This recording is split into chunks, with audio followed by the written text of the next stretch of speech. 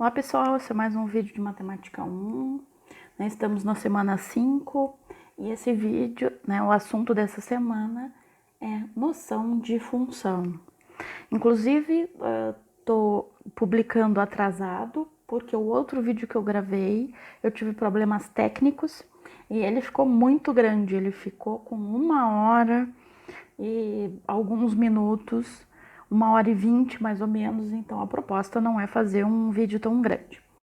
Bom, no material teórico vocês devem ter notado que tem bastante repetição, eu até alerto isso por causa dos resumos, né? Mas tem bastante coisa repetida, eu escrevo várias vezes a mesma coisa, e então aqui no vídeo, não pretendo ser tão repetitiva, senão a gente vai ter um vídeo grande, de mais de 1 hora e não é o objetivo, tá? Mas vamos lá. Vamos àquele primeiro exemplo da sala refrigerada, que é o exemplo que a gente colocou de registrar a temperatura de uma sala refrigerada ao longo do tempo. Então, para ter uma função, primeiro a gente tem que relacionar duas grandezas, E aqui as duas grandezas relacionadas são a temperatura e o tempo.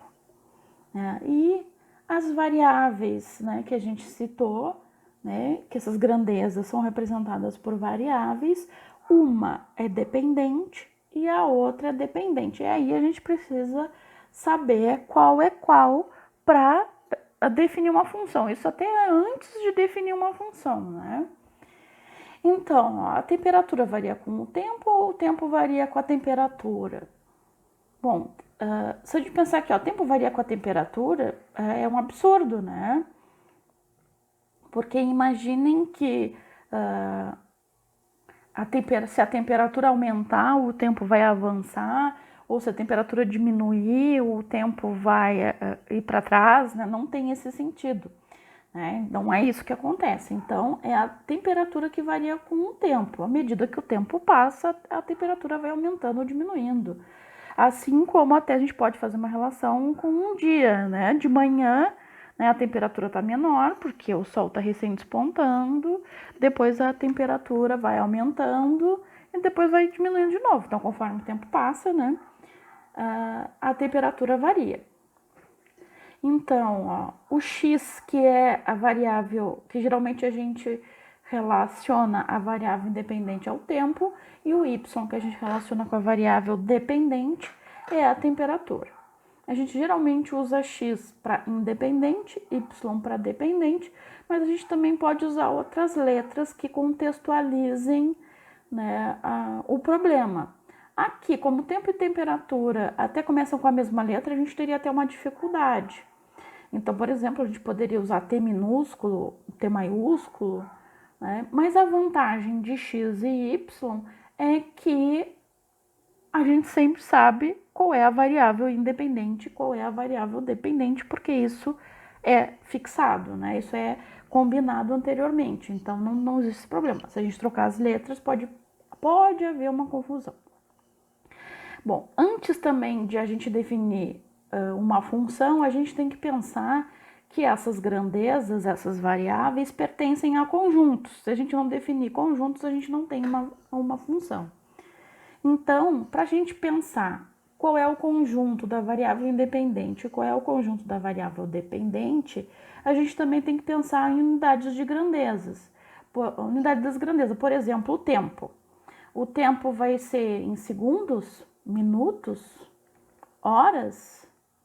Isso pode fazer diferença para definir o conjunto.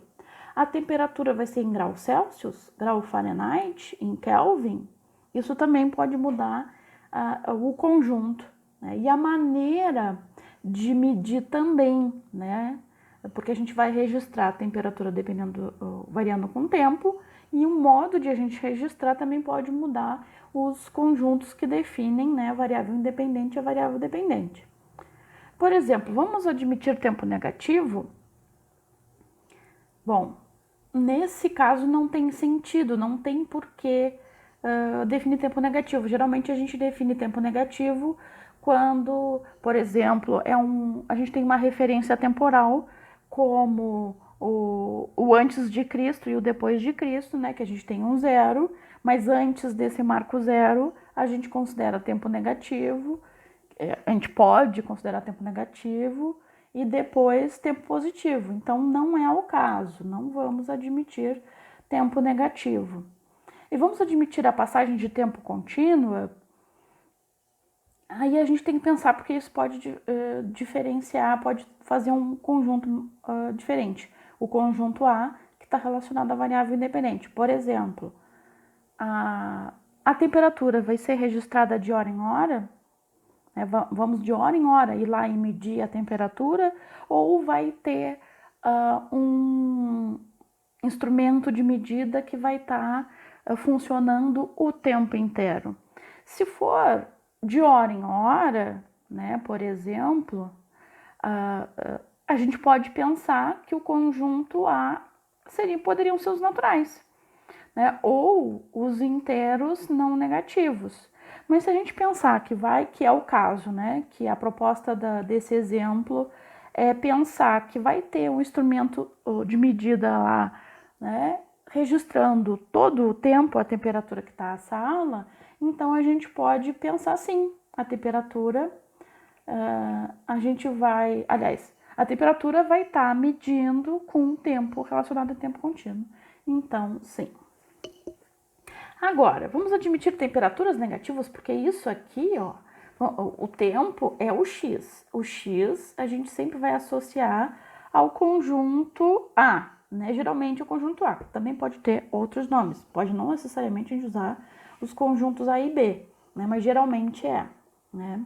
Na verdade, aqui a gente está associando a variável independente. Então, ó, como a gente não vai fazer tempo negativo, mas vai fazer o tempo contínuo, a gente vai usar os reais não negativos, né? Então, essa seria a definição, a melhor definição nessa situação que a gente se propôs, certo?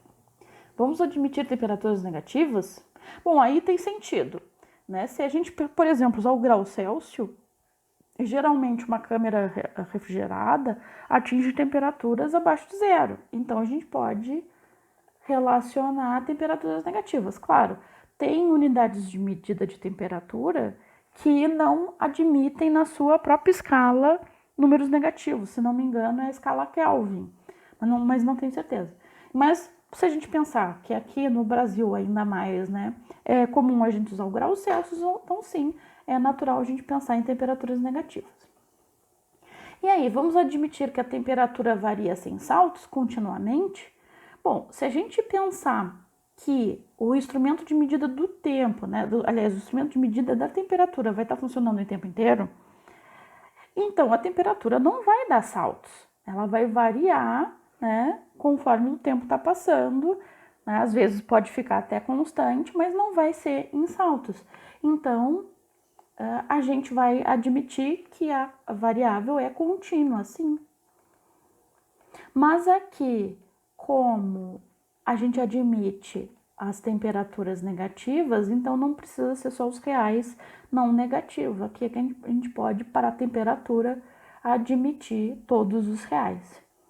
Então, ó, a gente tem duas grandezas relacionadas, uma variável independente, outra dependente. Agora definimos muito bem os conjuntos a que eles pertencem. E agora, para ser função, a gente tem que relacionar esses dois conjuntos para ter uma função. Mas de que jeito? Tem uma maneira especial de relacionar duas variáveis para que se tenha uma função.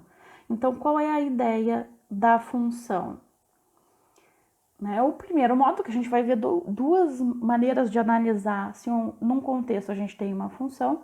O primeiro modo é o modo direto, que dá a definição de função, que está relacionada com a definição de função. E aí, como o modo é direto, né, a resposta tem que ser sim. Né? E isso aqui pode estar ficando algo muito solto, mas aqui eu estou pressupondo que vocês já leram a parte teórica, então você já tem alguma contextualização, né? Já leram pelo menos uma vez a parte teórica, então isso não vai ser muito solto. Se vocês verem o vídeo primeiro, pode não fazer muito sentido. Então essa é uma recomendação que eu faço. Se vocês estão vendo esse vídeo sem ler a parte teórica, parem o vídeo, vão ler a parte teórica pelo menos uma vez e depois venham ver o vídeo, certo? Então aqui, ó, esse é o modo direto. E aí no modo direto a resposta tem que ser sim para ser função. Então, ó, para cada x pertencente a A, só haja vínculo com exatamente um elemento de y pertencente a B. Isso é totalmente abstrato, certo? Mas aí é por isso que eu estou trabalhando nesse contexto, né? Para a gente entender o que é função, né? Isso até a gente vai, quando definir função, a gente vai definir mais ou menos assim. Então, para cada x pertencente a A, só pode haver vínculo com exatamente um elemento de y pertencente a B. E essa palavra vínculo pode ser diferente. Não necessariamente a gente pode usar o vínculo. A gente pode dizer que tenha relação, que tenha uma associação, ou que simplesmente para cada x tem que ter exatamente um y, né, para ser bastante econômica. Até matematicamente a gente pode escrever isso, né, para todo e qualquer x, né, tem que existir um único y, certo?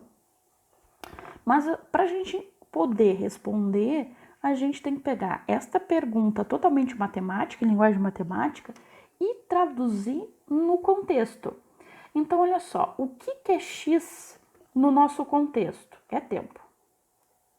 O que é y no nosso contexto? Temperatura. Então, vamos traduzir essa frase, né, usando o contexto do problema. Então, ó, se para cada x tem que ter exatamente um y, para cada instante existe só uma temperatura possível, é isso que a gente tem que ser capaz de responder. Se sim ou se não. Eu não vou responder ainda, porque eu vou ver a outra maneira de analisar se é a função ou não. Mas é uma estratégia usada em lógica, e lógica é matemática, mas a gente tem que entender bem antes esse modo inverso.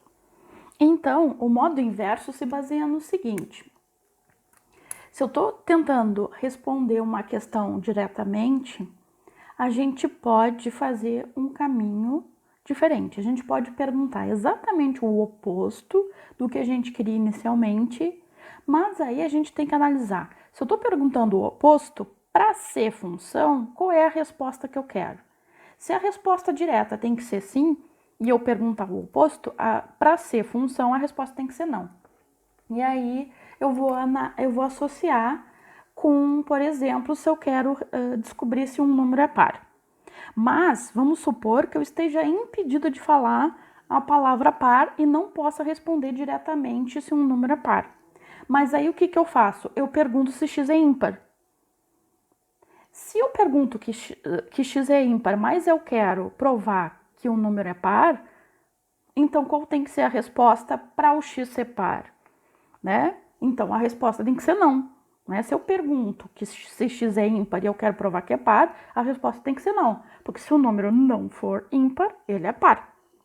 Certo? Então, perguntando o oposto da definição de função, a resposta tem que ser não. Só que a questão é que negar a definição de função, que é para cada x existir um único y, aí a gente tem que pensar em duas perguntas, aí a gente tem que responder duas perguntas. Aí vocês podem pensar, tá, mas responder duas perguntas é mais difícil que responder uma. Às vezes não. Às vezes é mais fácil responder duas perguntas do que responder uma direta. Então vamos lá. Então, o que é o oposto a perguntar se para cada x existe exatamente um y? Então existe x pertencente a A que não se relacione com os elementos de y pertencente a B?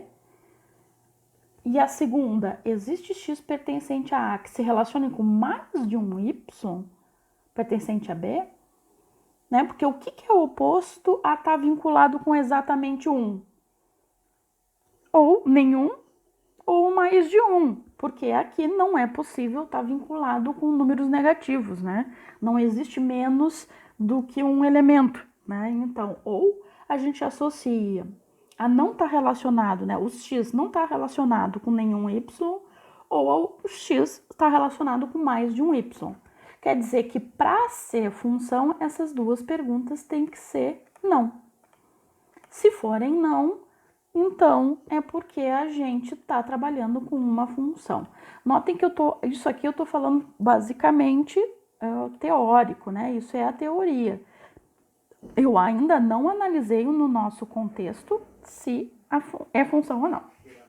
Então, primeiro a gente tem que pensar na tradução dessas frases para o contexto do problema. Então, existe x que não se relacione com os elementos de y? Então, como a gente perguntaria? Bom, lembrando de novo que x é tempo e y é temperatura. Existe, então, algum instante que não existe temperatura a ser medida? E a segunda, né? Existe x que se relacione com mais de um elemento de y. Em algum instante, podemos medir mais de uma temperatura ao mesmo tempo? Claro que isso são sugestões de frases, né? Mas que podem ser diferentes, mas que sejam equivalentes a essas frases. Agora sim a gente vai responder essas perguntas e decidir se a sala refrigerada da maneira que a gente propôs é uma função ou não. Em algum instante não existe temperatura a ser medida? Vamos pensar. Se a gente pensar bem, a gente vai entender, né, por nossa experiência, que a temperatura ela é inerente a qualquer coisa. Todo lugar que a gente esteja ou que a gente vá colocar um instrumento de medida vai ter uma temperatura. Então, realmente, essa resposta é não. Em algum instante não existe temperatura? Não, sempre existe temperatura, certo? E o segundo, em algum instante podemos medir mais de uma temperatura ao mesmo tempo? Aí vamos pensar, bom, isso a gente não pode pensar assim o seguinte, ó. Eu tenho 2 instrumentos de medida e cada um vai dar um resultado diferente. Isso não conta porque pode ser até problema dos instrumentos de medida. Mas vamos pensar assim, ó, eu estou gravando este áudio. Neste momento, se eu for medir a temperatura, pode dar 2 resultados ao mesmo tempo?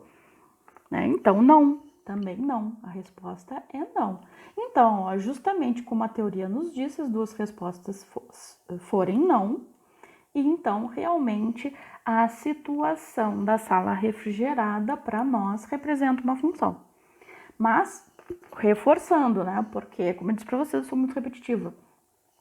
Para ser função, não basta a gente analisar essas duas perguntas, porque primeiro a gente definiu as grandezas e definiu que o x pertence a, que a gente também definiu o conjunto, a gente definiu a grandeza y pertencente a b e definiu bem esse conjunto, e aí sim, por último, a relação entre essas grandezas segundo esses critérios para ser função.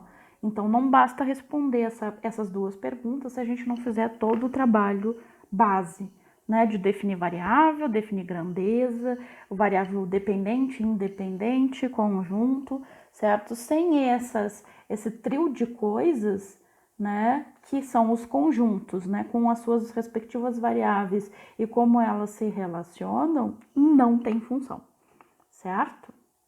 Então, vamos adiante.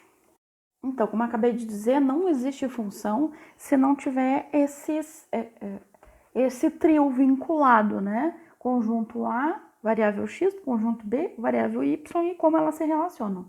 Mas se a gente for pensar o que a gente tem que estar, desses três, a gente tem que dar mais ênfase ao conjunto A, né? Porque ele tem mais restrições. É o x que não pode estar relacionado com mais de um y, é o x que não pode deixar de ter relação com y, então é o conjunto que pertence a esse x, essa variável independente, que a gente tem que dar mais atenção. Então, vamos mudar de exemplo, agora falar o exemplo do casal, certo? Eu falei que era um exemplo do dia a dia, né? Mas é um exemplo assim mais corriqueiro, né? Para a gente relacionar também as funções.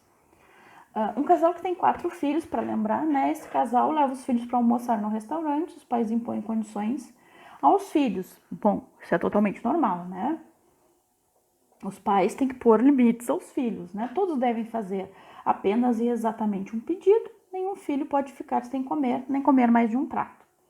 Bom, quais são as grandezas envolvidas que a gente tem que analisar, né? Porque aqui não tem nada definido, não é? Quem são as grandezas, quem são os conjuntos, como se relacionam. A gente que tem que tirar do texto, interpretar o problema para definir cada coisa e ver se no final é função. Bom, então quem são as grandezas? Bom, se a gente está relacionando os filhos e a maneira que eles vão escolher o prato do cardápio, então justamente as grandezas são os filhos e os pratos do cardápio. E agora, quem a gente define como variável dependente e independente? Bom, aí a gente pode pensar, os filhos vão escolher os pratos ou os pratos vão escolher os filhos? Né? Não, né? São os filhos que vão escolher os pratos. Então, né, o x, que é a variável independente, né, são os filhos, e o y, que é a variável dependente, são os pratos, certo? Então, na verdade, os conjuntos estão praticamente, né, definidos, e aqui tem até o diagrama, né, que limita bem quem são os conjuntos. O conjunto A é o conjunto dos filhos, e o conjunto B é o conjunto que consta, né, dos pratos no cardápio. Certo? Então, aqui são 4 filhos e aqui, né, tá relacionando que só tem 4 pratos no cardápio. Então, para a gente ver realmente se são funções, a gente pode ver o modo direto e o modo inverso, mas nota aqui que a gente já tem o diagrama e o diagrama já mostra como o conjunto A está se relacionando com o conjunto B. Mas aí a gente até pode pensar, responder as duas perguntas, e aí vocês que vão decidir, né? Se o modo direto é mais conveniente ou o modo inverso, ou indireto. Bom, modo direto, as respostas, né? Lembrando que as respostas devem ser afirmativas para se ter uma função. Para cada x só há vínculo com exatamente um elemento de y, então se relacionar, traduzir, né, essa frase matemática na frase do contexto do problema. Para cada filho, só há um prato possível? Bom, a gente analisa o diagrama, ó. Essa que parece uma menina, escolheu um prato. E o menino, né, um prato de massa, né? O menino parece que escolheu um bacon com ovos e algumas coisas aqui que eu não sei o que é. Tá, mas escolheu um prato só. O terceiro filho, que também é um menino, parece que é um prato de arroz e feijão. Ele escolheu também um prato. E a menina, a quarta filha, também escolheu o prato de massa. Então, cada um escolheu só um prato. Então, a resposta aqui é sim. E se é sim, é função. Então, notem que a gente conseguiu responder, né, diretamente. Com o diagrama, a gente conseguiu responder direto. Ou o modo inverso, que a gente também poderia responder. Né? Existe x pertencente a que não se relaciona com os elementos de y, então seria o caso dos filhos, de ter algum filho que não escolhesse algum prato. Né? Mas como se os filhos respeitaram, né, a imposição dos pais, cada um, né, escolheu alguma coisa, então ninguém, né, que era aquela condição de ninguém ficar sem comer. Ó, então a resposta é não, e pelo diagrama a gente também vê isso.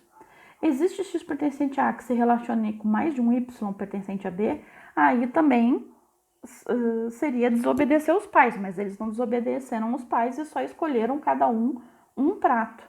Então, nenhum comeu mais de um prato. Então, aqui a resposta também é não, e também confirmando que é função. Aí, notem que esse é um exemplo de diagrama, que é o primeiro que a gente vê, que é função. Para cada elemento de A, né, os x, sai exatamente uma flecha, certo? Claro que o diagrama de flecha só serve para quando a gente tem um número finito de elementos. Aí, representar em diagrama de flechas é bem fácil de analisar. E aí é que tá, né? Lembra que eu falei que, entre aspas, o conjunto A seria mais importante? Que é isso que a gente tem que analisar. Como as flechas, né, no diagrama, como as flechas saem de A. Como chega em B aqui, não interessa. Ó, notem que aqui, ó, um prato ninguém escolheu. Um prato, né, as filhas escolheram o mesmo prato. Mas isso não impede de ser função, porque as restrições estão no conjunto A. certo? E, claro, a gente aqui, na verdade, vai dar... Isso aqui é uma noção, né, do que a gente vai passar a trabalhar, só para ratificar bem o que é a função, para fixar bem o que é a função. Existem funções que dependem, né, que tem várias variáveis, né? Por exemplo, se a gente pensar, se a gente quer saber quando é que vai chover, a gente não vai analisar uma variável só, né? Por exemplo, a chuva não depende só da temperatura, ou a chuva não depende só da umidade, ou a temperatura não depende só do vento, né? A chuva depende de várias variáveis, mas, né, no nosso contexto, a gente só vai trabalhar com a variável dependente, dependendo, né, de uma função, de uma variável só, certo? Vamos ao exemplo 1.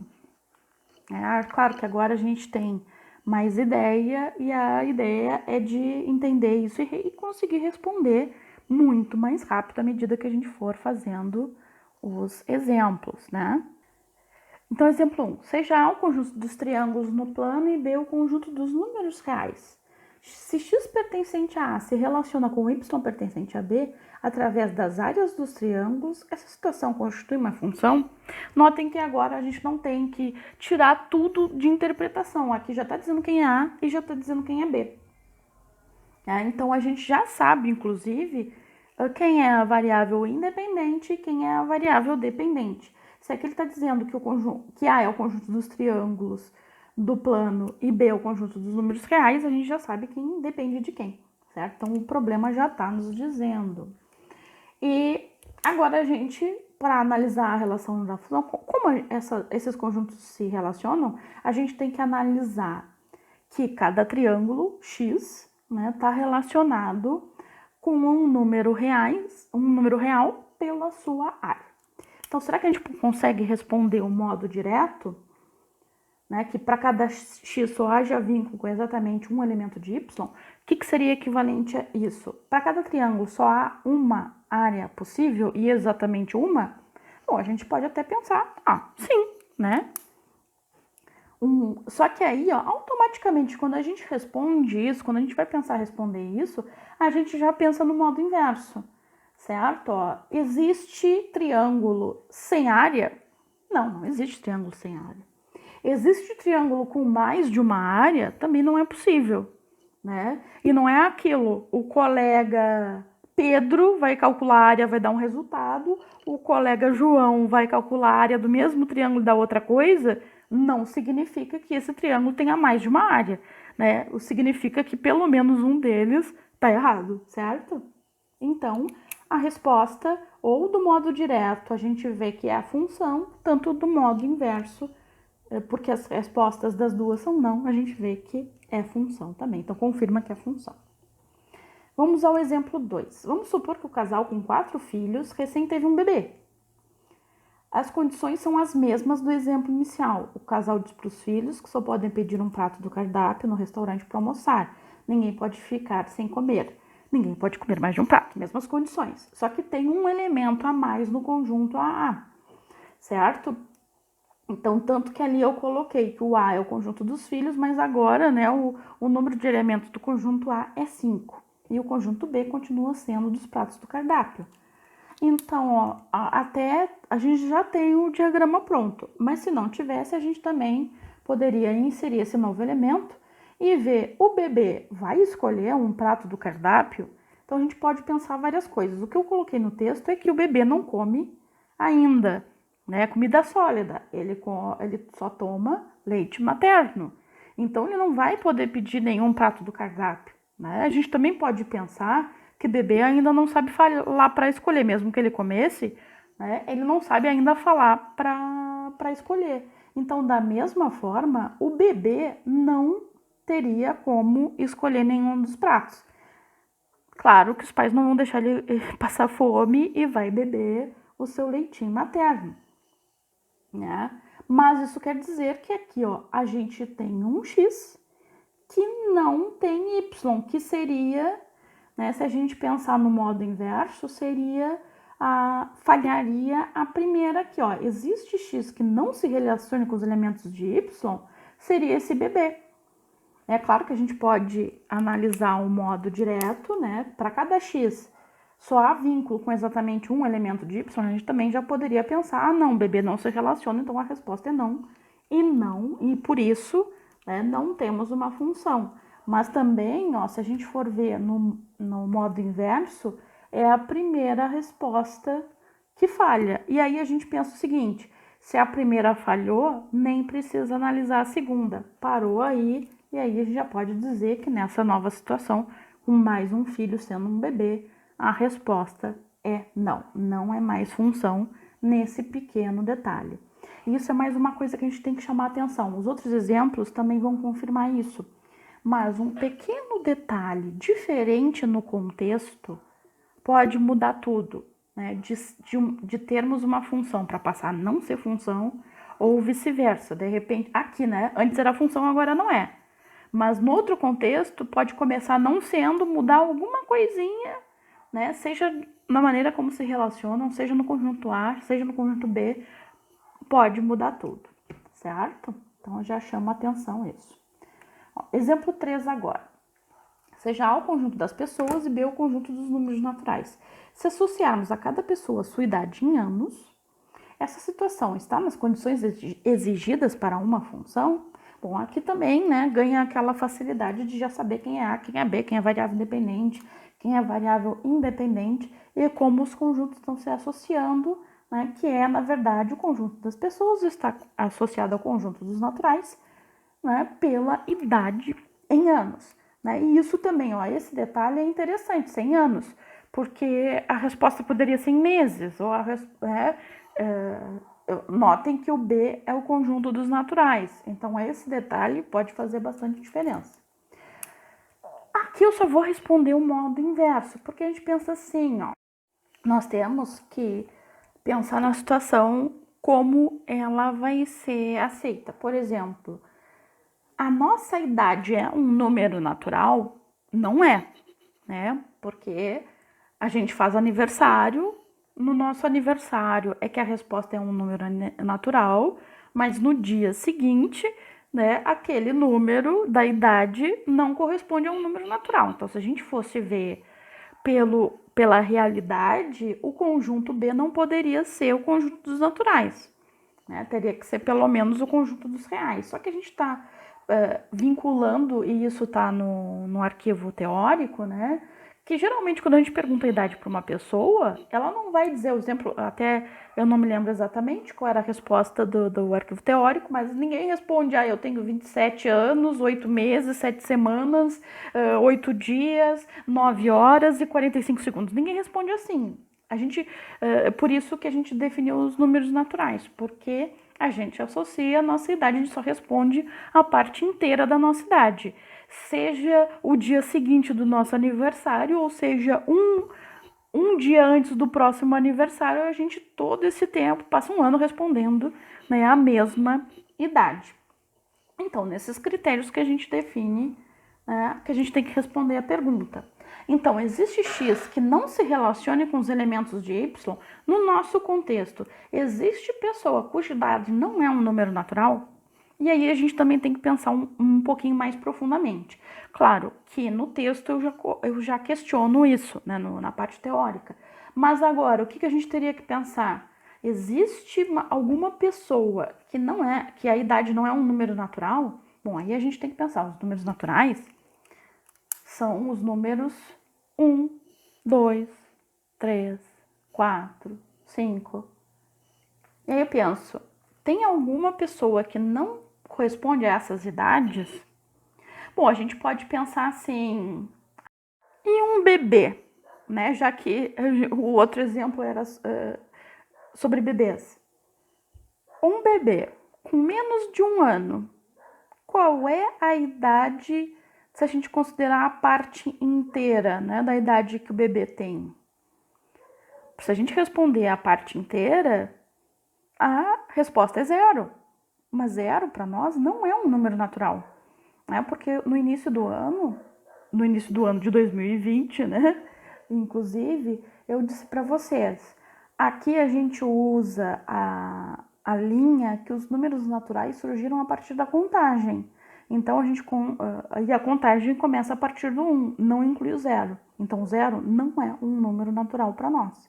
Por isso, se a gente considerar que a resposta tem que ser a parte inteira das idades, os bebês com menos de 1 ano, a resposta teria que ser o 0. E 0 já não é um natural. Então, aqui, ó, existe pessoa cuja idade não é um número natural? Sim, existem, muitas, inclusive, né? Então, aqui, ó, já posso parar e dizer, não, essa situação aqui com o conjunto B dos naturais não é uma função, certo? E aí eu nem precisaria analisar a segunda questão do modo inverso, porque a primeira já falhou. As duas teriam que ser não para ser função. E como a primeira resposta é sim, então não é mais função. Certo? Para ficar bem entendido, eu mudei justamente o conjunto B para a gente associar como ficaria com essa pequena, entre aspas, mudanças. Então, a gente tem a mesma situação, lá o conjunto das pessoas, mas agora o B é o conjunto dos números inteiros não negativos. E a relação entre os dois conjuntos, continua sendo a idade. Só que agora, a idade tem que pertencer a um número inteiro não negativo. As perguntas são parecidas, notem que a diferença que eu coloquei ali na pergunta contextualizada é: existe pessoa cuja idade não é um número inteiro não negativo? Bom, o que impediu de a anterior ser função? É que os bebês menores de 1 ano teriam a parte inteira 0 e 0 não pertencia ao conjunto B. Mas agora o conjunto B são os inteiros não negativos. Então o 0 está incluído. Então os bebês estão incluídos, então todo mundo está incluído. Né? Já que esse conjunto A só diz o conjunto das pessoas, que não dá restrição nenhuma, são todas as pessoas. Certo? Não, e inclusive não diz se são as pessoas que estão vivas nesse momento ou são todas as pessoas que já viveram no planeta. Não tem nenhuma restrição. Mas agora a resposta dessa pergunta 1, dessa primeira pergunta, é realmente não. Então, ó, já que a primeira é não, corresponde ao fato de ser função, aí sim a gente tem que analisar a segunda. Existe pessoa com mais de uma idade? E aí eu brinquei na parte teórica, né? Não vale aquela tia que cada vez que tu pergunta a idade tem uma idade diferente. Geralmente, né, a idade vai indo para trás. Não é essa a situação. Cada pessoa só tem uma idade. Se a gente combinar que ainda a gente tome a parte inteira, né, da idade. Então não tem como uma pessoa ter mais de uma idade, mesmo que ela minta. Então a resposta dessa parte também é não. Então, ó, temos as duas respostas, né, dos critérios, sendo não, que é o que a gente precisa para a gente definir que isso é realmente uma função, certo? E até essas duas observações que estão escritas aqui, eu já comentei, então eu vou pular essa parte porque eu já comentei no vídeo. Vamos ao exemplo 5. O exemplo 5 é interessante porque agora a gente vai analisar diagrama de flecha direto.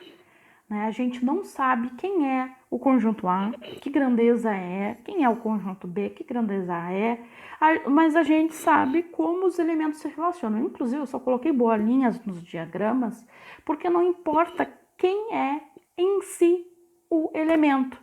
Se são triângulos, se são pessoas, se são números naturais, se são números negativos, não interessa. Interessa aqui que a gente está vendo como os conjuntos se relacionam. Então, claro que aqui é uma suposição, né, de todos esses exemplos, que o conjunto A tem 3 elementos, que o conjunto B tem 3 elementos, né, e aí a gente tem que respeitar a relação, né, representada pelas flechas, né, certo?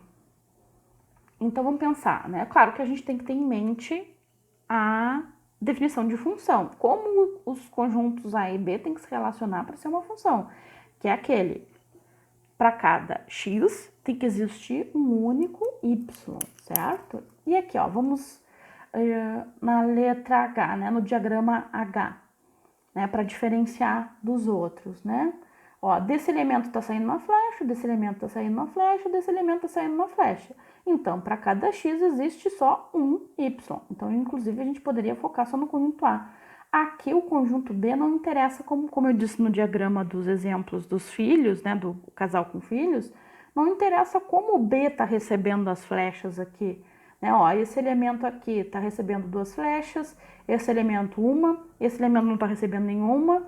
Isso não impede de ser função, porque o conjunto A, aquele que eu disse que a gente tem que dar mais atenção, o conjunto A está satisfazendo as condições de ser função. Então, aqui, né, a gente consegue ver sim que é uma função. Aqui o diagrama F é uma função, então existe, né, para cada x existe apenas um y, a gente também pode analisar o modo inverso, né? Mas aqui, ó, esse segundo elemento está saindo 2 flechas. Quer dizer que para esse x tem mais de um y, opa, não é função. Certo? E então o diagrama a gente consegue analisar se é função ou não nessa situação, né? Tá saindo 2 flechas de um elemento só, de x, então não é função. Tá? E isso impede, né, esse diagrama de representar uma função. E agora vamos para esse último diagrama desse exemplo 5, né, que é a da letra G. Aqui, ó, esse elemento só sai uma flecha, então esse x só tem um y. Esse segundo elemento, né, só sai uma flecha. Esse x só tem um y. Mas esse último aqui de baixo não sai flecha nenhuma. Então, esse elemento não tem y. Esse x não tem y. Então, também falha. Então, também é um exemplo que não é função, na verdade, né? Então, esse não é função. Se a gente for analisar aquelas duas questões, né, 1 e 2, a 1 era existir x sem y, que é o caso aqui da G, né? Falha a questão que eu sempre numerei de 1, né? E essa daqui, ó, falha o critério 2, né? Que é de justamente, né, não poder ter mais de um y. Então, aqui, ó, inclusive nos diagramas, a gente pode analisar até onde houve a falha, qual dos critérios houve a falha.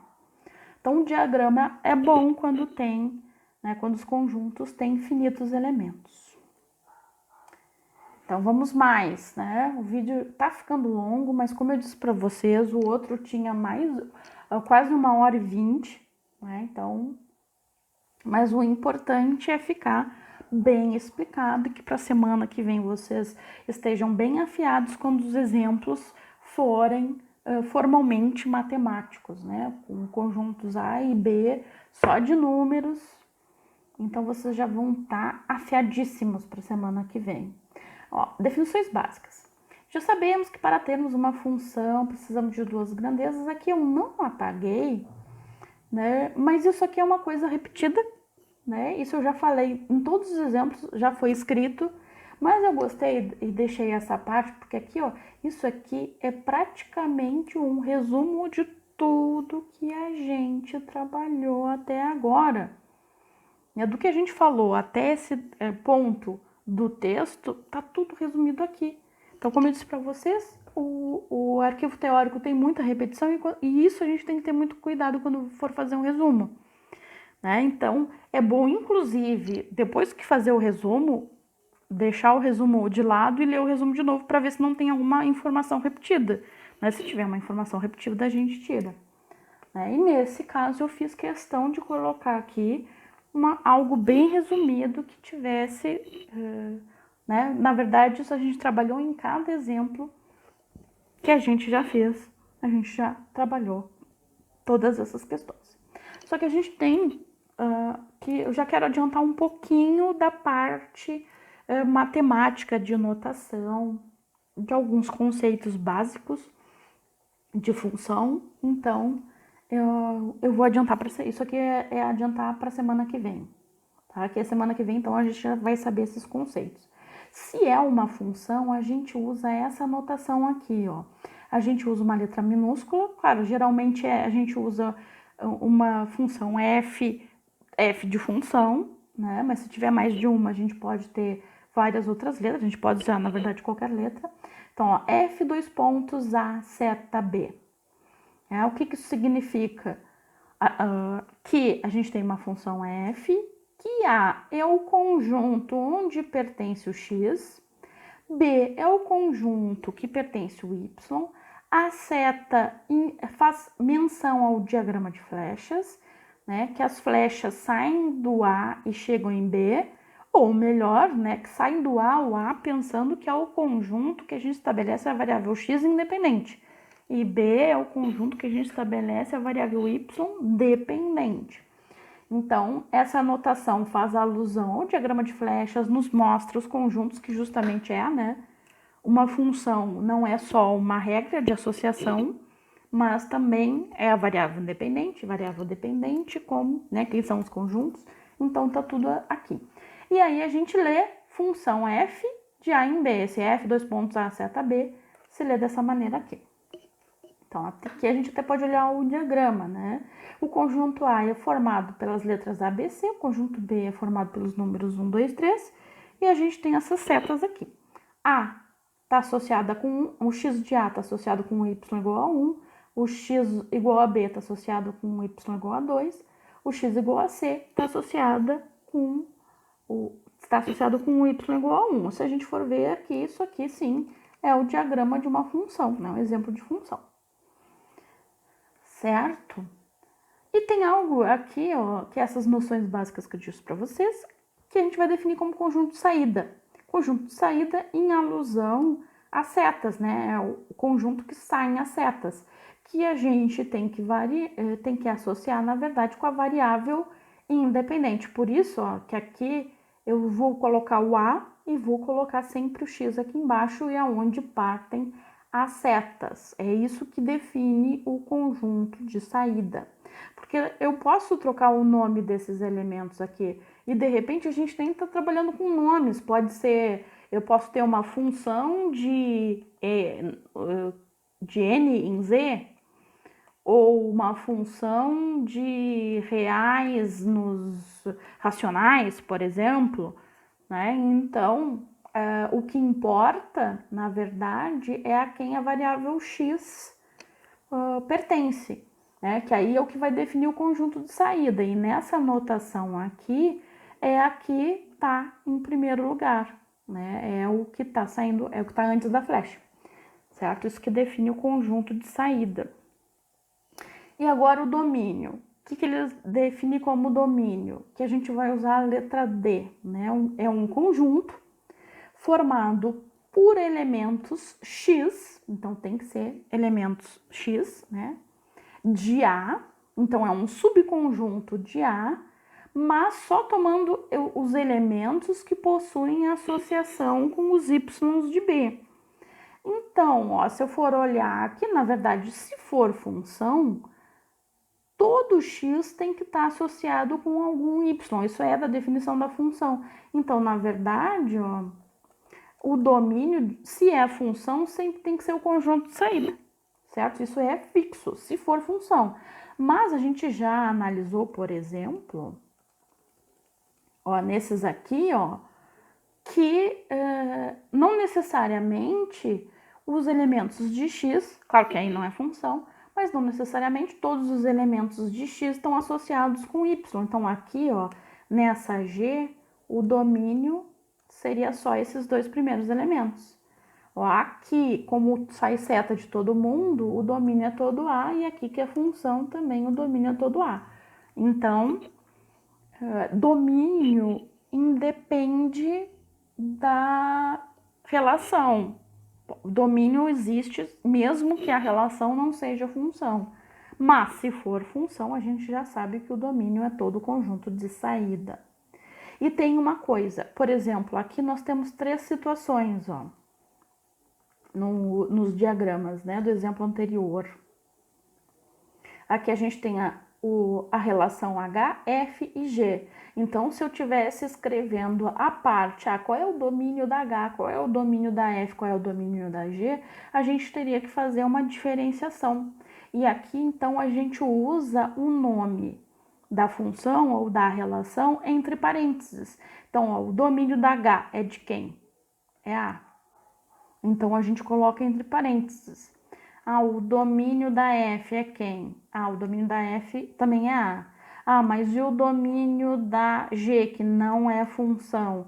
Ah, só são os dois primeiros elementos, não é tudo A. Então, aqui, ó, é diferente de A. E aí a gente diferencia nessa notação com parênteses a função que a gente está relacionando, que a gente está citando o domínio, ou uma relação que não seja função, certo? Então, não é uma multiplicação. Essa notação aqui não é uma multiplicação. Tanto que a gente lê, ó, domínio da função f.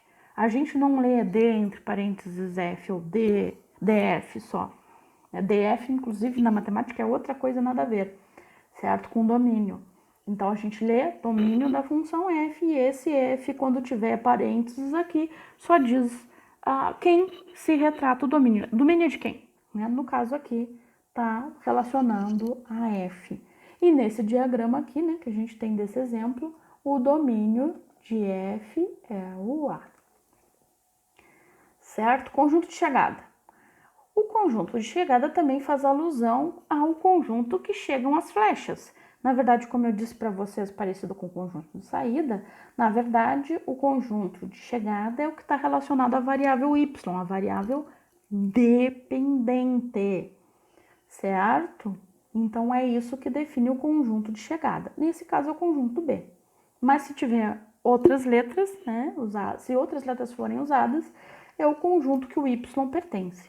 Por isso que no diagrama, reforço, né, por isso que no diagrama de flechas eu sempre coloco, além das setas, né, eu coloco as variáveis embaixo para a gente relacionar melhor. Agora, imagem, que a gente vai usar a notação IM. Agora, é um subconjunto do conjunto B, ó. É o conjunto formado pelos elementos y de B que possuem associação com os elementos de x pertencem a A, certo? Então, a gente tem que olhar no conjunto B só os y que têm associação com A, ó. Então, nesse caso aqui, ó, essa aqui que é a imagem. E até vou aproveitar, a imagem de quem? De F. E aí, assim como o domínio, a gente põe entre parênteses F para relacionar a imagem de quem? Nesse caso, de F. Então, ó, nesse caso, a imagem de F é só os elementos 1 e 2, certo? E também não é uma multiplicação, é uma notação que só indica a quem é a imagem, de quem é a imagem. Outras observações aqui, né? A gente está pensando aqui, está usando o diagrama de flechas, e o diagrama de flechas está associado a pares ordenados. Claro que nesse caso aqui, o conjunto A não é numérico. Então, por exemplo, mesmo sendo pares ordenados, a gente não poderia representar no plano cartesiano. Mas aí é que tá. Como a gente vai trabalhar majoritariamente com conjuntos numéricos, a gente vai poder representar uma função no plano cartesiano. Foi por isso, né, que na semana passada a gente viu par ordenado, produto cartesiano, plano cartesiano, né, porque a gente vai representar as funções no plano cartesiano. E ao contrário do diagrama de flechas, que a gente só consegue representar quando tem finitos elementos, no plano cartesiano a gente vai conseguir representar até quando tiver infinitos elementos, certo? Então, o último exemplo, finalmente, mas tem dois subitens, né? Então, vamos lá. Claro que vocês podem fazer pausas, né? Não aguenta assistir o vídeo inteiro, faz uma pausa, vai tomar uma água, esticar as pernas e continua vendo o vídeo. Então, vamos lá. Exemplo 6. Observe o diagrama de flechas abaixo em cada caso. Determine se representa uma função, justificando. Determine o conjunto de saída, conjunto de chegada, domínio e imagem, que foram os conceitos que a gente trabalhou agora. E represente os pares ordenados de cada relação dos diagramas de flecha no plano cartesiano. Ó. Então, já são, né, isso já me diz que são conjuntos numéricos. Então, aqui o conjunto A é o conjunto de elementos 1, 2, 3, o conjunto B é 1, 2, 3, 4, e aqui a gente tem a relação, ó. Rapidinho a gente já consegue, no diagrama, aqui nesse caso, associar que não é uma função, ó. Não é uma função. porque do elemento x igual a 3 saem duas flechas, o que isso significa que existe x que está associado a mais de um y, então essa é a justificativa, certo? O x igual a 3 está associado a mais de um y, então não é função. E, né, se a gente usar só a linguagem do diagrama de flechas, basta dizer que saem duas flechas de x igual a 3. Bom, aqui o conjunto de saída é o A, o conjunto de chegada é o B, o domínio, mesmo não sendo função, né, o domínio de f de todos os elementos de A saem flechas, então o domínio é A. E a imagem, aí a gente só tem que pegar as que recebem flechas, as que têm associação com A, né, com os elementos x de A, então é o conjunto formado, né, pelos elementos 1, 2, 3, né, e aquela notação imagem de f, para a gente associar, né, de quem é essa imagem. E aí, vamos representar no plano cartesiano para recapitular a aula passada e conectar para as futuras aulas? Olha aqui, ó, se sai uma flecha do x igual a 1 e chega no y igual a 1, a gente tem o par ordenado 1, 1. Se sai uma flecha de 2 e chega em 2, a gente tem o par ordenado 2, 2. Aqui sai uma flecha de 3 e chega em 1, então a gente tem o par ordenado 3, 1. E se sai uma flecha de 3 e chega em 3, a gente tem o par ordenado 3, 3.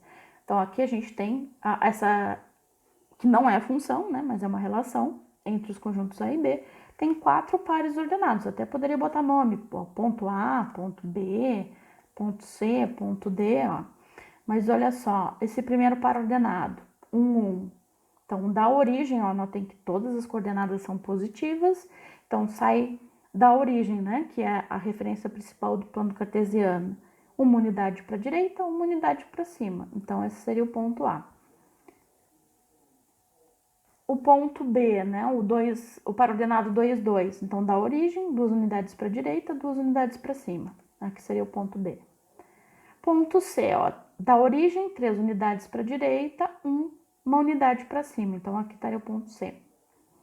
E o ponto D, 3 unidades para a direita, 3 unidades para cima. Como são só 4 pontos, já estão todos representados. Então, aqui está representada a relação F. Certo?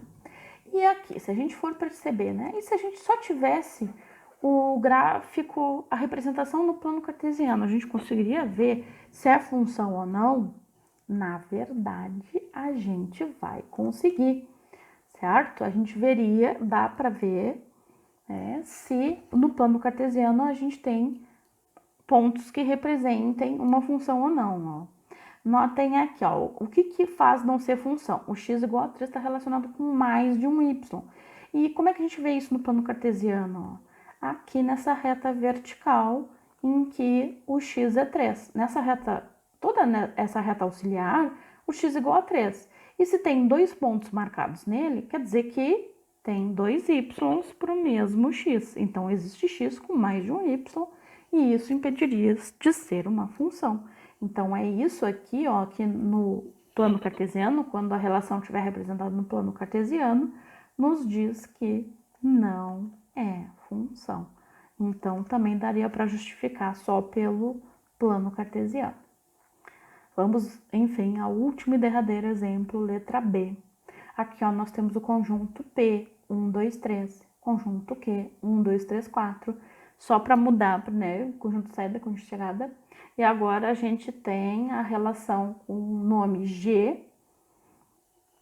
E a primeira coisa que a gente tem que fazer é ver se é função ou não. Mais de 1 sai uma flecha. De 2 também sai uma flecha. De 3 também sai uma flecha. Ó. Então está na condição de ser função. É função sim. Sai uma flecha de cada elemento de x, então satisfaz a condição de função. Beleza, temos uma função. Certo? Então, esse diagrama de flechas representa uma função.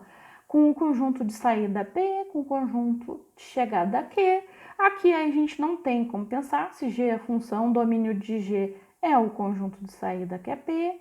E a imagem? Aqui a imagem só são os y que têm associação com o x, só seriam os y que recebem flechas. Então, a imagem de G é o conjunto com elementos 2, 3, 4. Certo?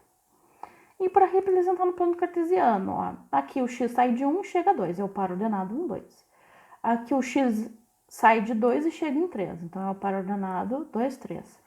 Sai de 3 chega em 4, então o x é igual a 3 e o y é igual a 4. E aí vamos representar esses 3 pontos, que eu posso chamar de A, B, C, no plano cartesiano. Ponto A, 1 para a direita e 2 para cima, né? 1, 2.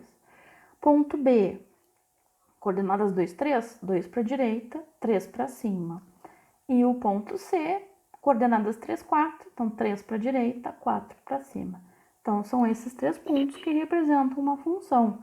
Então, também aqui daria para ver que é função, porque não, cada x só tem um y, porque nas linhas verticais, ó, dos pontos, né, nessas linhas só tem um ponto cada. Então, para cada x, existe só um y, que é a definição de função. E como é a função, ó, a gente vai usar aquela notação que eu disse para vocês. G é 2 pontos, P seta Q, que é a função G de P em Q. Inclusive, não sei se vocês notaram que cada y é uma unidade a mais do que o seu x, né, nos pares ordenados.